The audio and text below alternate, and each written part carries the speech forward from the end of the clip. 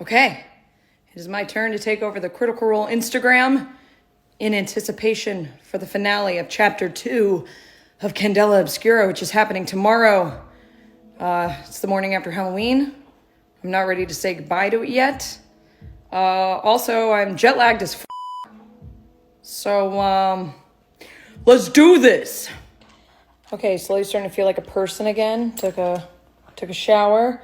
I've got this guy trying to play with me as I'm answering emails and trying to do work. Yeah, I'm talking about you. So I'm gonna rush in to the studio, have a few meetings I have to take there, and then check in on a promo shoot, and then rush out for more meetings. So it's gonna be a crazy busy day. So just bear with me. We're gonna have fun with it. Yeah. Oh, hello. Step into my office. I am here, finally made it to the studio. This is my very keyleth-y, druidy office. This is my poor little fern plant that keeps dying, probably because it's in a room with no windows, so sometimes it has to be let outside to see the light of day and remember that it is in fact a plant. But yeah, this is it. And I have maybe here in a bit I'll give you a little shelf tour, but I did want to show you, since this is a Candela Instagram takeover, this really awesome framed portrait that Schmidt, one of our DPs, printed out and did all this really cool matting for. So I still need to find a place to hang it, but yeah, it's pretty cool.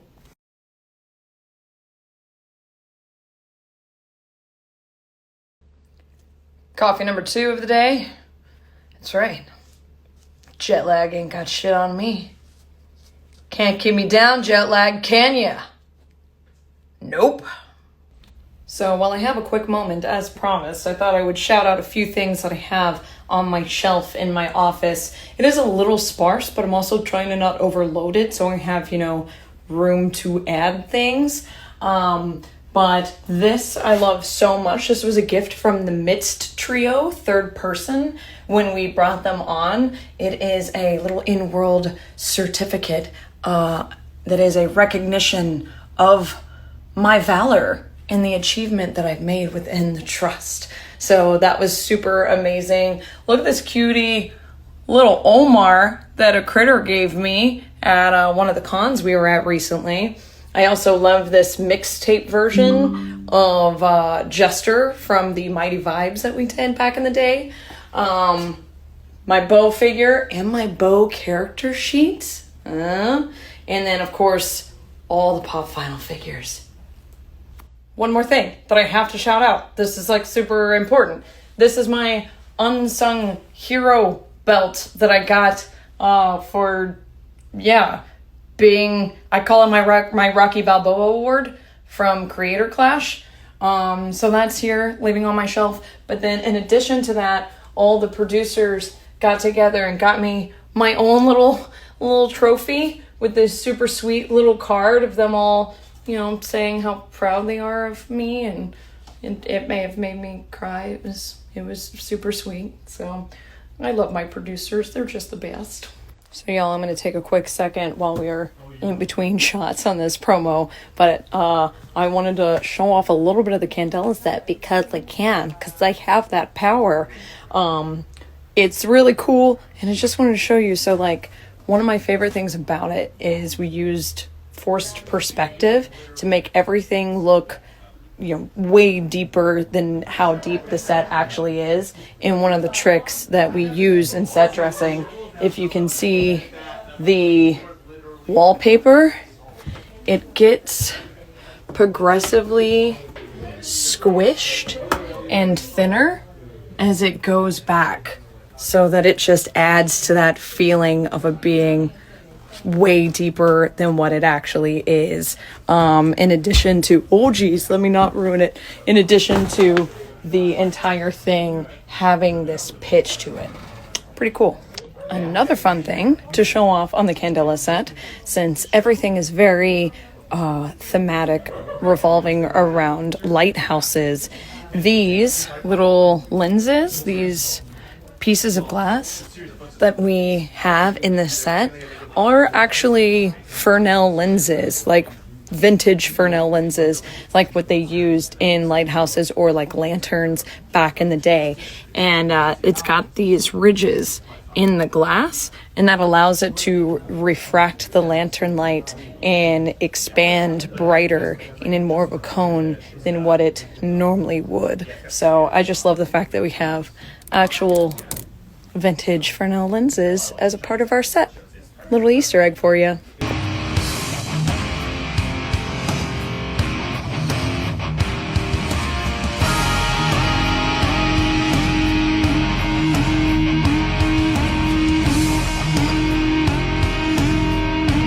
Okay, finished my meeting, last meeting of the day. Still have a few more emails, but I think I'm going to take a quick break and take this one on a walk and open it up to some questions to you guys. How the questions flow through while I take him on a little late afternoon walk. You wanna go on a walk? No. You wanna stay here for forever? Okay. Whatever he wants.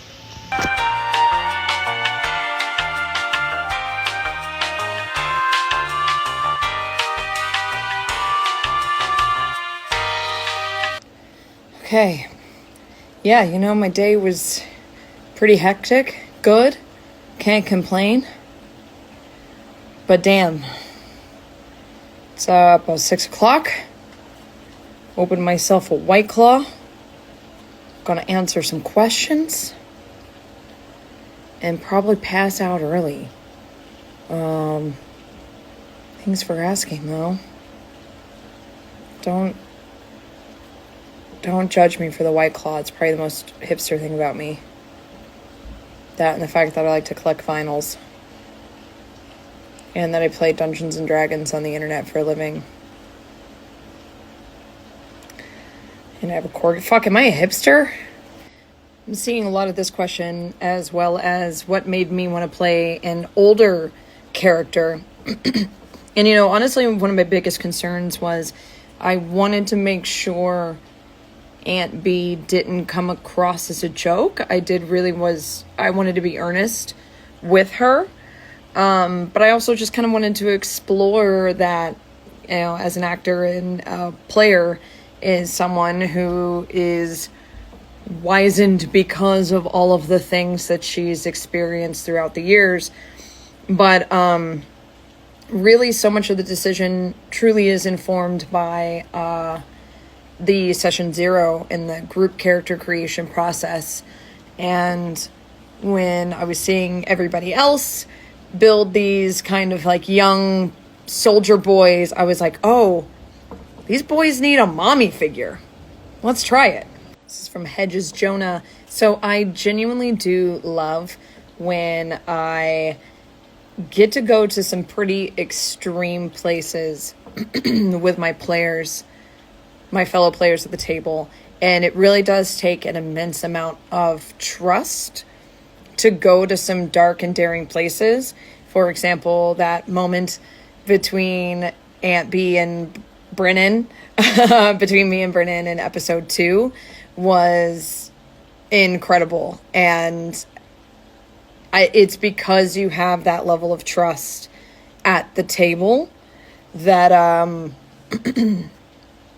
I think allows you to be able to explore some pretty dark scenarios. But I do think it is something that you have to be incredibly clear about with your fellow players and the GM before you get involved. This is actually a really great question because there is a ton of consideration that goes into casting the circles. And a lot of it just has to do with like play style, RP style, and really kind of considering the chemistry and making sure that we don't have too much overlap or are missing any one big component. So we like to have people who aren't afraid to go dark or heavy or be tragic, but then we also like to have that balanced out with a little bit of comedy and levity. And so we kind of think, who's going to be our strat person? Who's our note taker? And then really, how do they all play together and do they all mesh well? So we kind of have like pillars, and it's not like a defined science, but yeah, I mean, a lot of it's vibe too. I would actually would absolutely GM a run of Candela. I actually have an idea in mind of what I would want to do, or at least kind of where I would want things to start. I feel like the cool thing about Candela, really any RPG in general, is you can kind of pull from your background and pull stories kind of from where you've come from and where you've been. And yeah, so I've got some stuff that's kind of reminiscent of from where I grew up that I would love to play with. Okay, y'all are asking me about my nails, so I gotta show off my nails. These are the nails that I got done for the London Live show. They're pretty dope. I don't know if my phone cam is doing them justice, but my outfit was black and gold, so I went black and gold. I did the full set, which I rarely do because it's bad on your nails and takes fucking forever. Sitting in that chair when I got a lot of shit to do. But yes. It's an excellent question. Let's ask him. Matt? What's up? How are you doing today? I'm doing pretty good.